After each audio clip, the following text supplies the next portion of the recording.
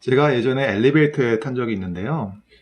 엄마들과 함께 자녀들이 엘리베이터에 탔어요. 한 유치원쯤 되는 애들인데요. 얘들이 근데 엘리베이터 안에서 놀이터에서 놀듯이 거기 엘리베이터 안을 뛰어다니면서 노는 거예요. 아니, 저뿐만 아니라 다른 분들도 같이 타고 있었거든요. 근데 그 틈을 막 비집고 다니면서 애들이 깔깔거리며 막 서로 붙잡고 막 놀면서 그러고 있는 거예요. 저는 깜짝 놀랐거든요. 근데 어머니들이 아무도 제지를 안 해요. 애들이 그냥 놀도록 그냥 내버려 두더라고요. 내 자식 기죽지 말라고 혼내지 않는 부모에 대해서 여러분들은 어떻게 생각하십니까? 아니, 무조건적으로 아이들의 요구를 수용해주고 아이들의 의견을 존중해주는 것이 부모님이 해야 할 그런 교육적인 방법일까요? 저는 그렇지 않다고 생각합니다. 자녀들이 뭐든지 자기 뜻대로 하도록 내버려 두면요, 나중에 그 아이가 자라서요, 다른 사람들의 조언을 받아들이기 힘든 아이가 된다고 합니다. 게다가 누구나 다 자기 하고 싶은 대로만 하면서 살 수는 없는 노릇이잖아요. 아이들이 하기 싫어도 해야 하는 것을 참고 해내야 되는 것을 배워야 되죠. 책임감이라든지 인내라든지 성실이라는 것을 어릴 때부터 부모님으로부터 배워야 한다고 저는 생각을 합니다. 성경에 보면은 자녀 교육에 실패한 가정들이 많이 나옵니다. 우리만 그런 게 아니에요. 성경에 있는 여러 가정들이 자녀 교육에 실패해요. 믿음이 좋았던 여러 성경 인물들도요, 가정 교육에 실패하는 걸 자주 성경에 봅니다. 근데 그 중에서 가장 실패한 경우가 저는 다윗 왕의 경우라고 생각을 해요. 다윗 왕은 가정 교육에 실패했어요. 오늘 설교를 통해서요, 다윗이 어떤 점에서 가정교육에 실패했고 또 그것이 어떤 결과로 이어지는지를 살펴보고자 합니다. 다윗 왕에게는 많은 아들들이 있었는데요, 아들들끼리 엄마가 다르다 보니까 서로 간에 이렇게 다툼이 있었어요. 근데 큰아들 이름이 암논이었습니다. 그러니까 큰아들이니까 아버지 다윗 왕 다음으로 가장 서열이 높은 거죠. 아버지가 넘버 원이면 이 암논이 넘버 투예요. 그러니 자기 하고 싶은 대로 다 할 수 있는 거죠. 근데 이 아들이 자기의 이복 여동생인 다말이라는 여동생을 사랑했어요. 상사병에 걸렸어요. 다말을 너무 보고 싶어가지고 꾀병을 부립니다. 그리고 아버지한테 부탁하는 거예요. 다말을 저한테 병문안 보내주시면 내가 훨씬 나을 것 같습니다. 병이 나을 것 같아요. 아버지, 다말을 저희 집으로 보내주세요. 그래가지고 다말이 오라버니 병문안을 하려고 찾아왔어요. 근데 단둘이 방에 있게 되자 암논이 다말을 강간하려고 합니다. 그러자 다말이 암논에게 말합니다. 이건 옳지 않다. 당신이 나를 사랑한다면 아버지한테 공식적으로 요청을 해라. 그러면 아버지가 나를 당신의 아내로 줄 것이다. 우리 둘을 결혼시켜 줄 거다. 그러니 이러지 마라. 하지만 암논이 그의 말을 듣지 않습니다. 강제로 여동생 다말을 강간을 합니다. 그리고는 다말을 집 밖으로 쫓아냅니다. 아주 의도적으로 다말을 모욕한 거죠. 다말은 죄를 뒤집어 쓰고 옷을 찢으며 울면서 자신이 얼마나 고통받고 있는지를 밖으로 표현을 합니다. 사무엘하 13장 19절입니다.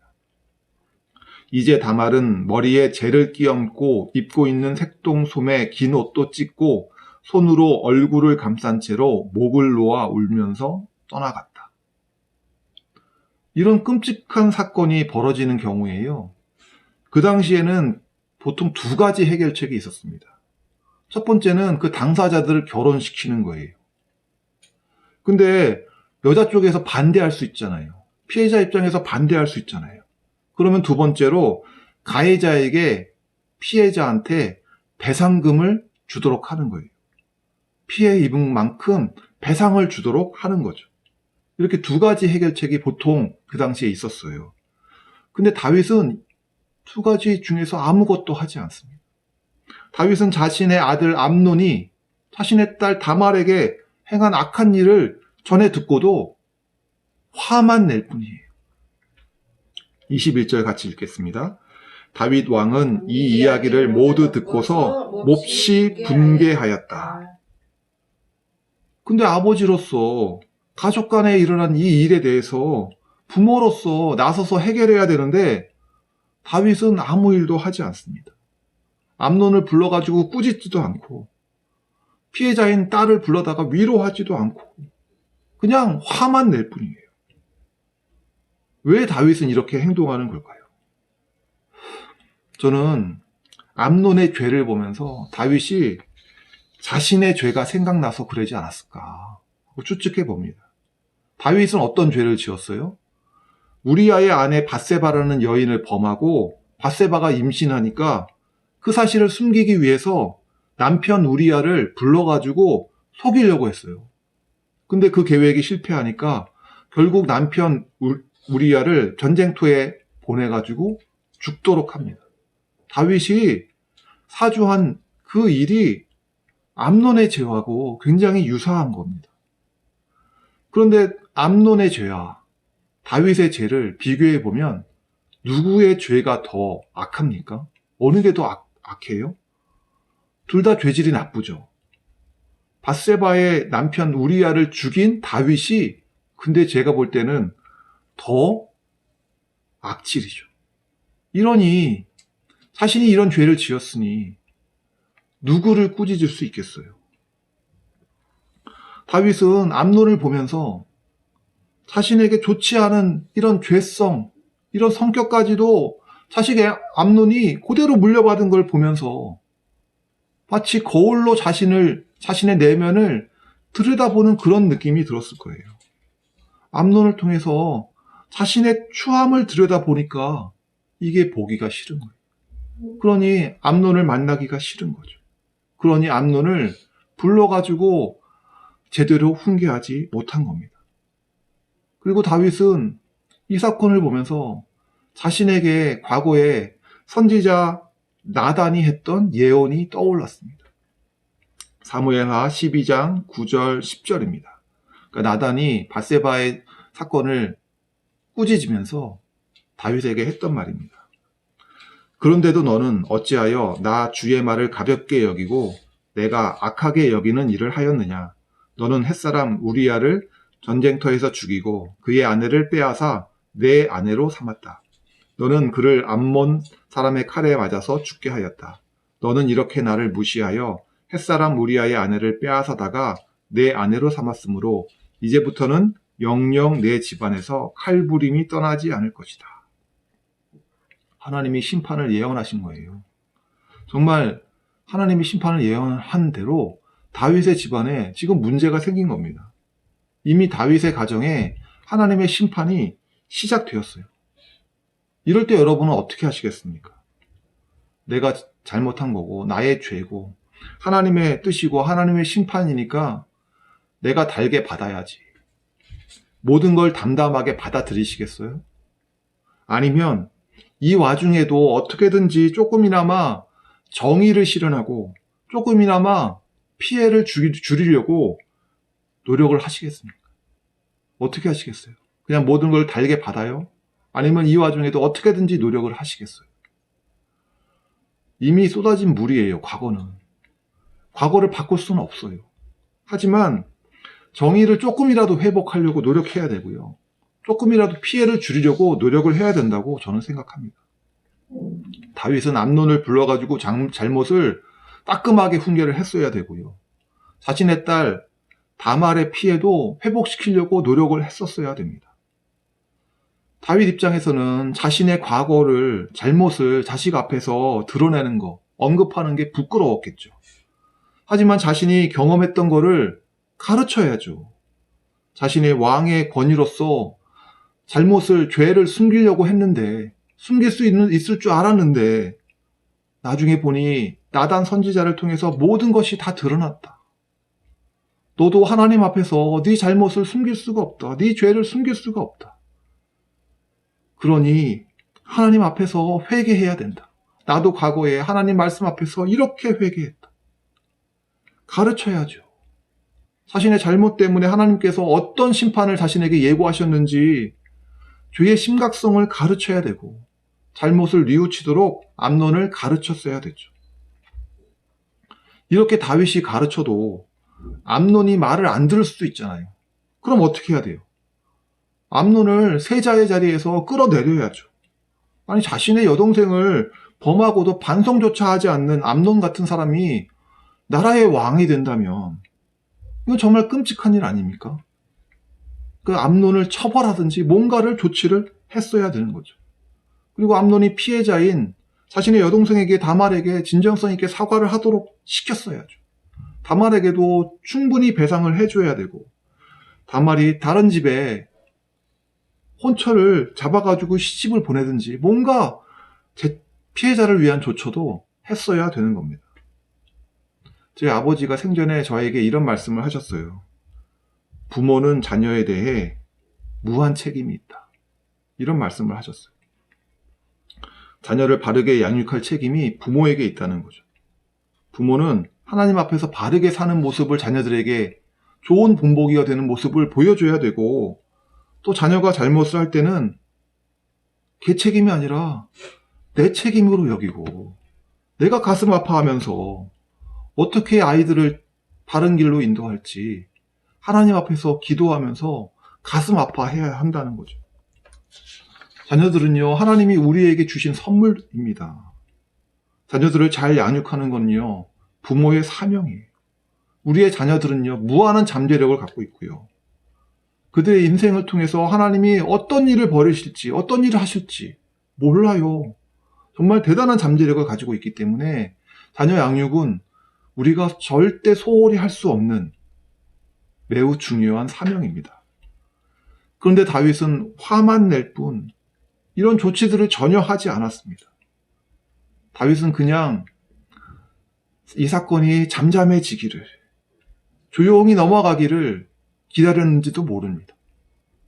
근데 과연 다윗의 생각대로 그냥 가만히 있으면 이 사건이 잠잠히 넘어가고 조용히 넘어가는 없던 사건이 될까요?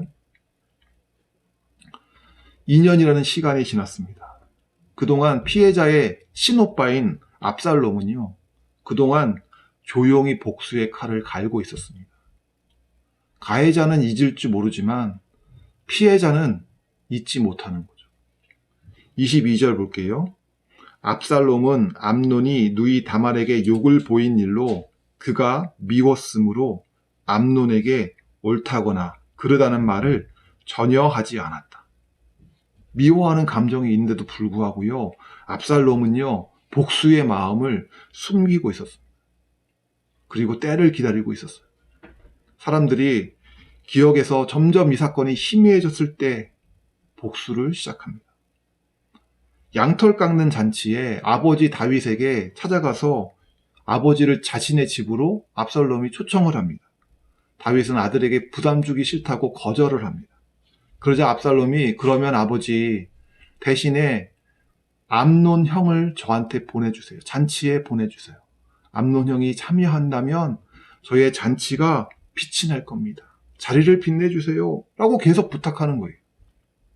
다윗이 보기에 좀 이상하지만 압살롬이 그동안 암논을 향해서 적개심을 드러낸 적이 없거든요. 그러니 뭐 별일 있겠어 싶어가지고 마지못해서 허락을 합니다. 암논을 나 대신 그 잔치에 참여하도록 합니다. 그리고 그 잔치에서 일이 벌어져요. 압살롬은 암논에게 복수를 합니다. 29절입니다. 마침내 압살롬의 부하들은 압살롬의 명령을 따라서 하라는 그대로 암논에게 하였다. 그러자 다른 왕자들은 저마다 자기 노새를 타고 달아났다. 형을 죽인 거예요. 잔치에 초청해서 형을 죽였습니다. 형에게 복수를 마치자 압살롬은 자기 외갓집으로 달아나 버립니다. 압살롬은요, 전혀 반성하지 않습니다. 자신은 여동생의 명예를 지키기 위해서 당연히 오빠로서 해야 할 일을 했다 라고 생각하는 거예요. 정당한 복수를 했다. 라고 생각하는 겁니다. 39절을 보겠습니다. 그러는 사이에 다윗 왕은 암논을 잃었을 때에 받은 충격도 서서히 가라앉았고 오히려 압살롬을 보고 싶어하는 마음이 점점 간절해졌다.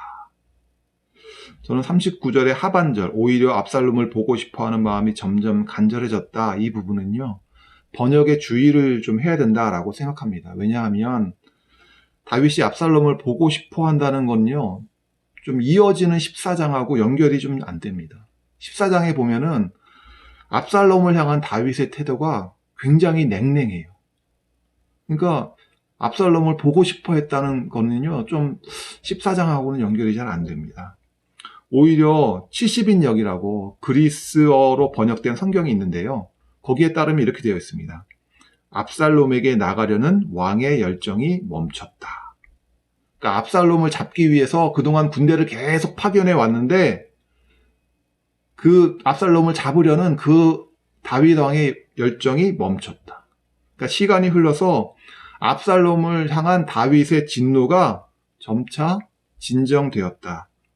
이 정도로 보는 게 문맥상 더 타당해 보입니다.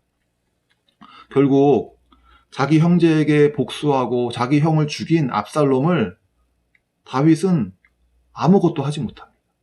왕이지만 압살롬에게 어떤 조치도 하지 못해요. 처벌도 못하고 훈계도 못하고 아무것도 못합니다. 이런 다윗은 정말 무능한 왕이고 무력한 아버지의 모습으로 그려지고 있습니다. 도미노 하나가 쓰러지면요, 연쇄적으로 다른 도미노들이 무너져 내리는 것처럼 암논의 죄를 제대로 해결하지 못하니까, 방치하니까 어떤 일이 벌어집니까? 그게 나중에 압살롬의 복수로 이어지고 나중에 압살롬의 반역으로까지 이어져서 다윗은 나중에 예루살렘 성을 버리고 도망가는 처지가 됩니다. 근데 죄라는 거예요. 죄의 결과라는 게요, 점점 눈덩이처럼 커지는 거고요. 이게 죄의 심각성이고 죄의 파괴력인 겁니다. 우리가 죄를 절대로 가볍게 여겨서는 안 되고요. 사랑하는 자녀들이 죄를 지었을 때 부모가 책임감을 가지고 이들을 바르게 양육해야만 하는 겁니다. 또 자녀들은 부모의 훈계를 귀담아 듣고 부모의 말에 순종해야 하는 겁니다. 잠언 10장 17절은 이렇게 말합니다. 훈계를 지키는 사람은 생명의 길에 이르지만 책망을 저버리는 사람은 잘못된 길로 들어선다. 우리 부모가 완벽해서 가르치는 게 아니에요. 세상에는 완벽한 사람은 없습니다. 오히려 우리가 실수를 했던 사람이기 때문에, 잘못을 경험했던 사람이기 때문에 오히려 더 잘 가르칠 수도 있는 겁니다. 나도 너희들처럼 이런 실수를 했고 이런 잘못을 과거에 한 적이 있다. 하지만 그것이 잘못이라는 것을 깨닫고 그 잘못을 바로잡기 위해서 내가 얼마나 대가를 치렀는지, 얼마나 애를 썼는지 자녀들한테 우리는 실수를 통해서도 가르칠 수가 있는 겁니다. 다윗처럼 화만 낼 게 아니에요. 오히려 화라는 감정은 다스리면서 자녀를 가르쳐야 합니다.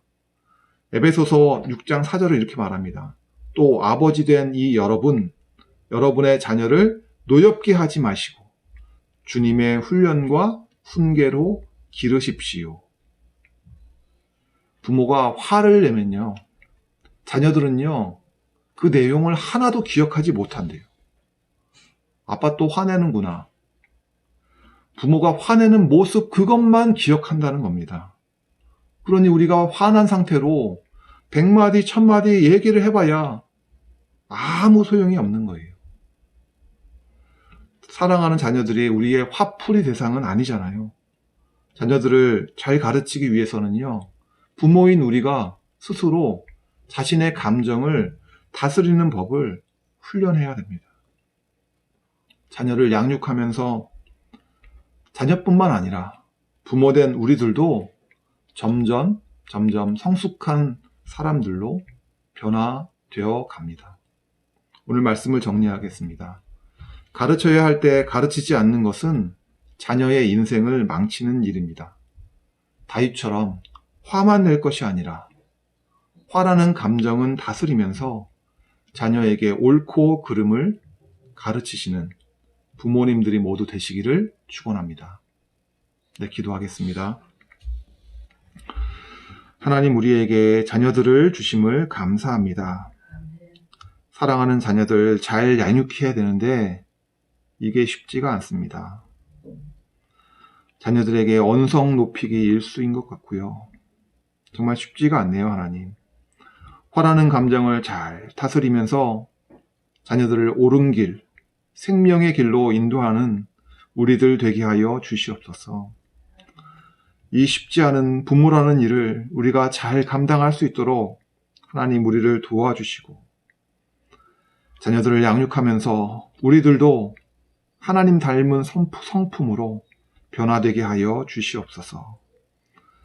오래 참으며 인내하며 자녀들을 잘 양육하는 우리 모두 되게 하여 주시옵소서. 감사드리며 예수님의 이름으로 기도했습니다. 아멘.